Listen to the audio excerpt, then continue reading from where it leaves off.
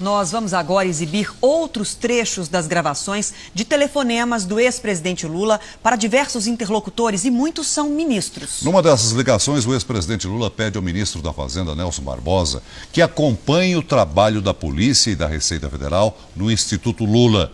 Deixa entender que a ação foi exagerada. É preciso acompanhar o que a Receita está fazendo junto com a Polícia Federal, bicho. Não, eles fazem parte, né? Eles são... Pois é, mas você precisa se inteirar do que eles estão fazendo no Instituto. Se eles fizessem isso com meia dúzia de grandes empresas, resolvia o problema da arrecadação do Estado. Sabe? Sei. Eu acho que eles estão sendo filhos demais. Sabe? Estão procurando pelo em ovo. Eu acho que era preciso, eu vou pedir para o Paulo Camoto tentar colocar tudo no papel, porque era preciso você chamar um responsável e falar que é essa. Vocês estão fazendo o mesmo com a Globo, o mesmo com o Instituto Fernando Henrique Cardoso, o mesmo com o Gerdau, o mesmo com o SBT, o mesmo com a Record, ou só com o Lula?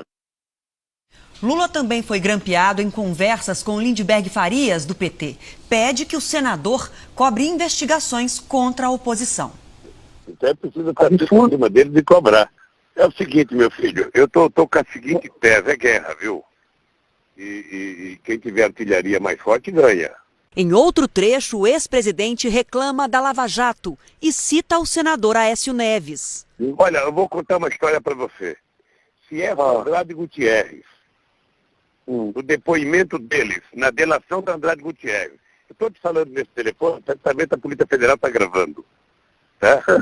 Certamente esse telefone aqui está grampeado. Mas se a Polícia Federal e o Ministério Público, nessa delação da Andrade Gutierrez, não apareceu o PSDB e nem o Aécio, qualquer brasileiro pode dizer que a delação é uma farsa, é uma mentira. Em outras gravações, o ex-presidente pede ajuda para pressionar o procurador-geral da República, Rodrigo Janot. Primeiro, numa conversa com o senador Lindbergh Farias, reclama que o procurador de Rondônia, que também investiga tráfico de influência de Lula no BNDES, é acusado de agressão contra a mulher e permanece no caso. Ele também falou com Sigmaringa. O companheiro Rod Damos tem a história do promotor de Rondônia, que pegou um caso meu agora, que as mulheradas têm que ir para cima dele.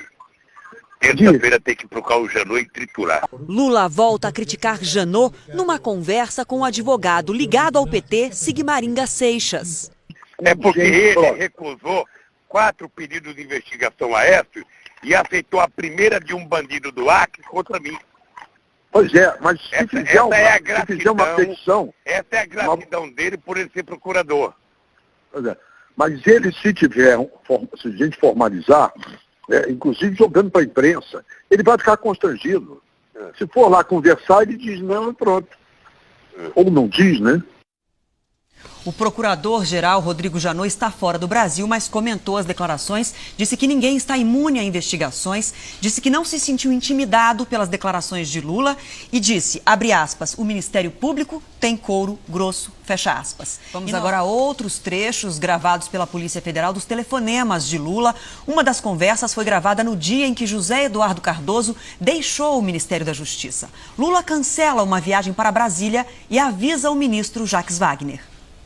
Oi, tudo bem? Ô Galego, deixa eu te dizer uma coisa.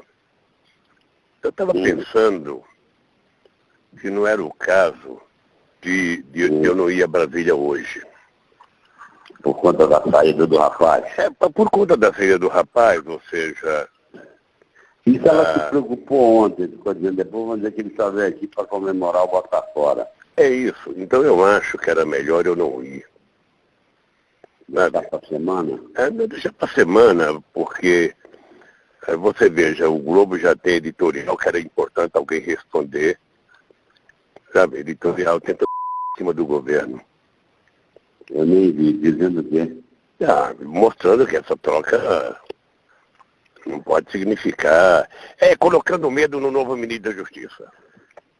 Não, e dizendo que eu que arrumei um cara para poder resolver o teu problema. Depois, com o ministro-chefe da Secretaria de Comunicação, Edinho Silva, Lula demonstra preocupação com as críticas ao novo ministro da Justiça. É importante você ficar atento, porque vai sair muita crítica à indicação do novo ministro. com o objetivo de encurralá-lo. É isso, é isso. O objetivo de encurralá-lo, ou seja, crítica da Veja, crítica do Globo, crítica da Globo, crítica... Ou seja, no fundo, eles querem evitar que qualquer ministro acabe com o vazamento da Polícia Federal. É isso. Um dia depois de ser levado à força pela polícia para depor, Lula ouve de um amigo, o cientista político Alberto Carlos Almeida, o conselho para virar ministro e escapar da Lava Jato. Eu acho, tá? Tem uma coisa que está na mão de vocês. É ministério, acabou.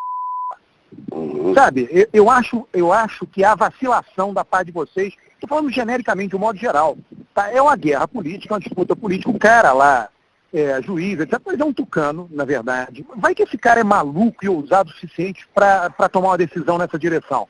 Você tem uma coisa na tua mão hoje. Então, mas deixa eu te falar uma coisa. Eu até acho que ele deve fazer para ver o que acontece. Porque, veja, eu estou vivendo uma situação de anormalidade. Ou seja, esses caras podem investigar minha conta na casa do que eles não vão encontrar um centavo. Esses caras sabem que eu não tenho apartamento. Esses caras sabem que eu não tenho a chácara. Agora você tem uma coisa na tua mão. Você, o PT, a Dilma, faz isso.